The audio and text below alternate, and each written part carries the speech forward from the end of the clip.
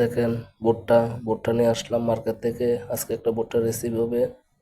ভুট্টা অনেকগুলো ভুট্টা নিয়েছি, মানে 4 কেজির মতন ভুট্টা, আরও আছে অনেকগুলা। প্রথমে ভুট্টা মানে ভালোভাবে পরিষ্কার করে তারপর এভাবে দেখেন চাক চাক করে কেটে নিতে হবে।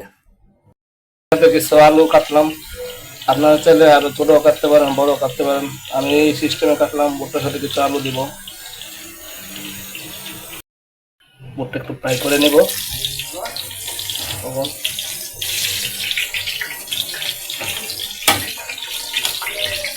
প্রেসার কুকার মানে সিদ্ধ হয়ে গেছে, এখন একটু ফ্রাই করে নিব।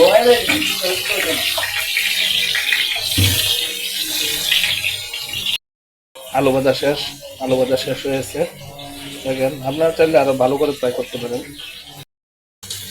আমার ভুট্টা ভাজা শেষ হয়েছে। এখন এখন আমি মানে কষারির জন্য কিছু তেজপাতা, 2-3টা লঙ্কা, শুকনো লঙ্কা, কিছু এলাচ, দারচিনি এগুলো দিয়েছি।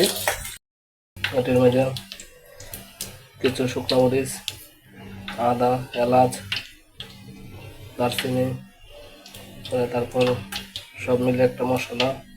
এখন কিছু আদা দিয়ে দিব, আদা। মশলা কষানো শেষ, এখন ভুট্টা দিয়ে দিলাম।